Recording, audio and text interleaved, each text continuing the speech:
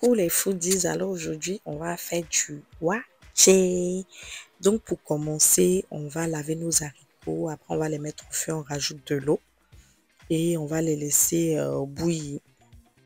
Et ensuite on attaque notre viande. Donc là moi j'avais du poulet, du polo que je vais venir assaisonner avec mon assaisonnement maison, ail, poivre, gingembre. J'ai mis aussi un peu d'oignon et un cube d'assaisonnement, du sel et je laisse bouillir un petit moment. Lorsque nos haricots bouillent, on va venir changer cette première eau. Cette première eau aussi permet en fait d'éviter tout ce qui est maux de ventre, ballonnement et tout ça. Et on va remplacer, remettre de l'eau, mettre du sel dessus et laisser bouillir cette fois-ci convenablement. Voilà. Donc là, notre viande, elle est en train de bouillir un peu. Ça commence, hein?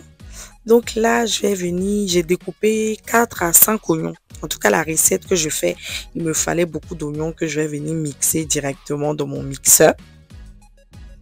Voilà, ça, ça fait du bruit.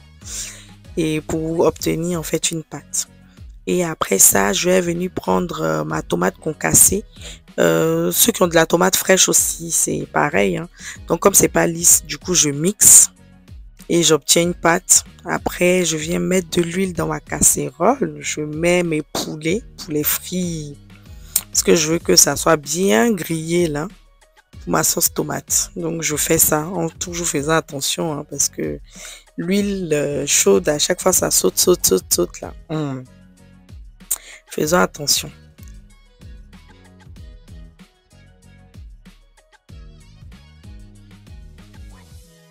C'est bien doré comme ça, comme j'aime. Je les enlève. Après, maintenant, ça n'avait pas filmé ici, mais j'ai renversé mes oignons écrasés dans l'huile de friture. Et là, je rajoute mon assaisonnement qu'on avait mis sur le poulet et on va mélanger le tout. Il n'y avait pas aussi assez d'huile, du coup, j'ai rajouté un peu d'huile d'olive pour mélanger. Il faut savoir que cette sauce prend énormément d'huile. Donc voilà, après là, je viens rajouter ma purée de tomates parce que votre go, j'ai pas prévu que j'allais faire ça, donc j'ai fait sur un coup de tête. Du coup, j'avais pas de double concentré de tomate. Donc évidemment, ceux qui ont le double concentré, vous pouvez mettre le double concentré de tomate avant de rajouter la purée de tomate dessus. Comme j'en avais pas, j'ai pris de la purée de tomate et puis j'ai fait comme ça. Donc ça sera moins rouge. Donc ici, on voit bien que nos haricots sont cuits. Donc je vais venir ajouter de l'huile parce que j'aime bien l'huile et tout dedans avec le riz, ça donne un meilleur goût. Et on va rajouter nos riz qui ont été préalablement lavés. Moi, ce que je fais aussi, c'est que je verse de l'eau chaude pour amollir le riz, pardon. Et après, je rajoute dedans. Normalement, dans un monde meilleur, j'aurais soit mis les feuilles pour rougir ou même du bicarbonate pour faire noisir. Mais comme j'ai dit encore, j'avais pas prévu de faire la recette. Donc, au moment de faire, j'ai vu que j'avais ni l'un ni l'autre. Donc, je teste une nouvelle recette comme ça, sans ça aujourd'hui.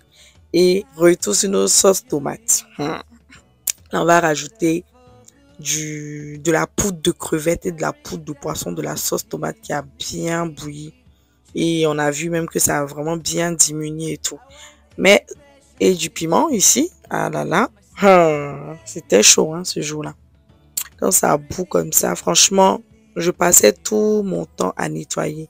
Donc là, on va mettre notre cube d'assaisonnement et mélanger. Cette sauce tomate, ça va salir partout, partout. Donc ceux même qui ont les plaques, les cuisiniers avec feu, vous pouvez mettre même de l'alu pour pouvoir vraiment maintenir votre endroit propre. Parce que le canage que cette sauce tomate fait, surtout quand tu l'ouvres mélangé là, ça te brûle, ça te brûle. Mais bon, ça vaut le coup. Là, on va vérifier l'état de nos riz. Donc, on le mélange de temps en temps aussi pour voir que tout soit bien homogène et pour pas qu'une partie soit plus blanche que l'autre, déjà que j'ai pas les colorants. Et on laisse encore reposer. Notre sauce tomate, toujours aussi catastrophique. On va venir rajouter notre poulet et notre polo dedans pour que ça puisse vraiment s'imprégner de la sauce et tout. Et puis à ce stade-là, franchement, c'est presque cuit parce que vous voyez même l'huile est revenue au-dessus et puis ça saute plus trop. Donc on va laisser à feu doux pour que ça puisse vraiment cuire tranquillement. Mon côté gagnant n'est jamais loin, donc il faut des œufs pour accompagner ce repas, bien sûr. Donc, c'est dans ça on est. Et là, on va laisser notre sauce tomate. Regardez comment elle est devenue bien rouge. Et là, franchement, avec ce carnage, là, il faut vraiment nettoyer sa casserole pour qu'elle soit vraiment très jolie, très présentable. Donc, c'est pour ça que je prends là mon sopalin et je nettoie tout autour. Et comme madame s'est rendue compte que les piments ne piquaient pas, donc j'ai mis un peu de poudre de piment pour pouvoir élever un peu le goût. Mais bon, c'est optionnel, hein. Si tu sais que tu supportes pas, faut pas mettre dedans. Donc, voici le résultat à la fin, quand ça cuit et tout ça. Regardez comment ça donne envie la sauce tomate là. Franchement, on fait des recettes de grands maintenant, hein, des sauces tomates qui prennent 1 à 2 heures au feu. Franchement, est-ce qu'on peut? Regardez-moi ça. Oh, j'ai envie de manger comme ça. Regardez le résultat avec les œufs et tout.